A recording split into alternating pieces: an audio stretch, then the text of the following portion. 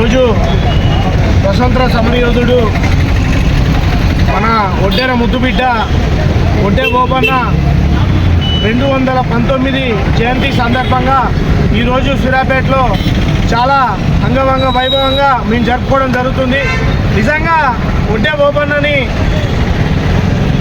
జయంతిని వర్ధంతిని అధికారికంగా ప్రకటించిన కాంగ్రెస్ పార్టీకి ముఖ్యంగా నేను ధన్యవాదాలు తెలియజేస్తున్నాను.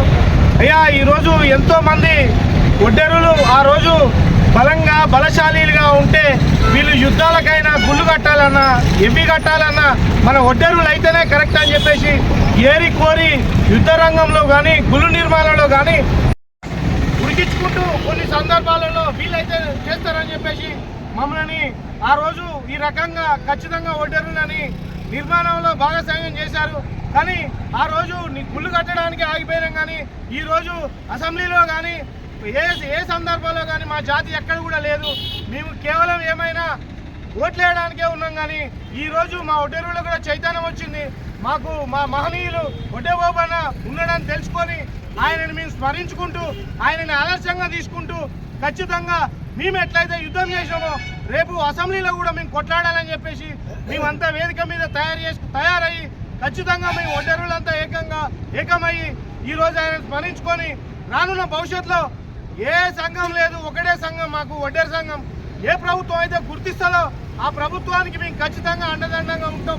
మమ్మల్ని ఎవరైతే గుర్తిస్తారో ఈ రేపు మున్సిపాలిటీ ఎలక్షన్స్ ఉన్నాయి, అలాగే ఇంకా రకరకాలుగా ఉన్నాయి. ఖచ్చితంగా మమ్మల్ని రాజకీయ నాయకులు ఓటరు కాకుండా మమ్మల్ని గుర్తించి మాకు తగిన అవకాశాలు ఇవ్వాలని చెప్పేసి ఈ సూర్యాపేట నుంచి డిమాండ్ చేస్తూ మరీ ముఖ్యంగా ఖచ్చితంగా అయ్యా ఓబన్నని గత ప్రభుత్వంలో గుర్తించలేదు, ఇలా కాంగ్రెస్ పార్టీ గుర్తించింది.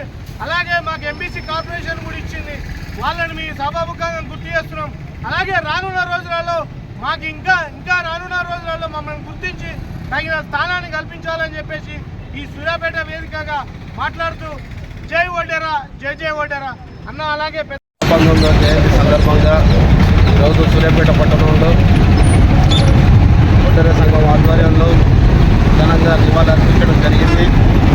ఏదైతే ఒడ్డెర ఓబన్న యొక్క ఆశయాలు ఏదైతే ఉన్నాయో మరి ఈ ఒడ్డెర ఈ కష్టజీవులు శ్రమజీవులు ఈ ఒడ్డెర సంఘము మరి ఎంతో కష్టపడి మరి సమాజంలో పనిచేసేవాళ్ళు, కష్టాన్ని నమ్ముకొని వాళ్ళ శక్తియుక్తుల్ని నమ్ముకొని పనిచేసేవాళ్ళు. ఈ సమాజంలో వారికి ఒక సమన్యాయం కావాలి, ఆర్థికంగా వాళ్ళు ఎదగాలి, సామాజికంగా ఎదగాలి అన్న ఒక దృఢ సంకల్పంతో మరి ఏదైతే గతంలో ఒడ్డెర ఓబన్న ఒక ఆశయాలు ఏదైతే ఉన్నాయో మరి ఆశయాలను ముందుకు తీసుకొని మరి పోతున్నటువంటి ఈనాటి ఒడ్డెర సంఘం నాయకులందరినీ అభినందిస్తూ మరి వారి స్మరించుకుంటూ ఈరోజు ఘనంగా నివాళులర్పించిన ప్రతి ఒడ్డెర సోదరులకు అందరికీ కూడా నా యొక్క కృతజ్ఞతలు తెలియజేసుకుంటూ వారి యొక్క ఆశయ సాధనాలను ముందుకు తీసుకెళ్లాల్సిందిగా కోరుకుంటూ నాకు ఈ అవకాశం ఇచ్చిన సోదరులందరికీ ధన్యవాదాలు తెలియజేస్తూ సెలవు తీసుకుంటున్నాను.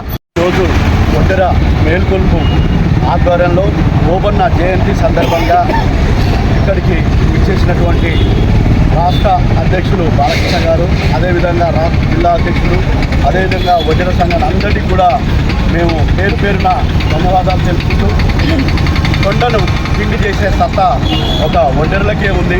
ఎంత పెద్ద కొండనైనా కానీ కొన్ని రోజుల్లోనే వాళ్ళు కొట్టే వాళ్ళకు దమ్ము అన్ని ధైర్యం ఉన్న ఏకైక వ్యక్తులు ఒడ్డెరలు. ఆ రోజు పూర్వకాలంలో పెద్ద రాతి బండలనే వాళ్ళు ఎత్తి శిల్పాలుగా పెద్ద దేవాలయాల్లో నిర్మించినటువంటి ఘనత కూడా వారిదే. కాంగ్రెస్ ప్రభుత్వం వచ్చిన తర్వాత వారిని గుర్తింపు చేసిర్రు. నిజంగా ఒడ్డెర సంఘం కోరుకున్న కోరికలు వాళ్ళు నిజంగా సమంజసమే. ఎన్నో ఏళ్లుగా కొన్ని కుటీరాలు వేసుకొని గుడిసెలు వేసుకొని గుట్టల మధ్య రాళ్ల మధ్య శ్రమ దోపిడికి గురవుతున్నటువంటి ఒడ్డెరలకు న్యాయం జరగాలి. ఇప్పుడిప్పుడే వాళ్ళు వెలుగులోకి వచ్చి వాళ్ళకు న్యాయం జరుగుతుంది.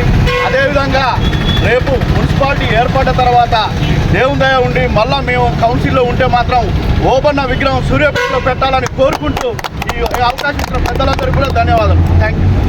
జై ఒడ్డెరా, జై ఒడ్డెరా, సాధిస్తాం ఒడ్డెరా.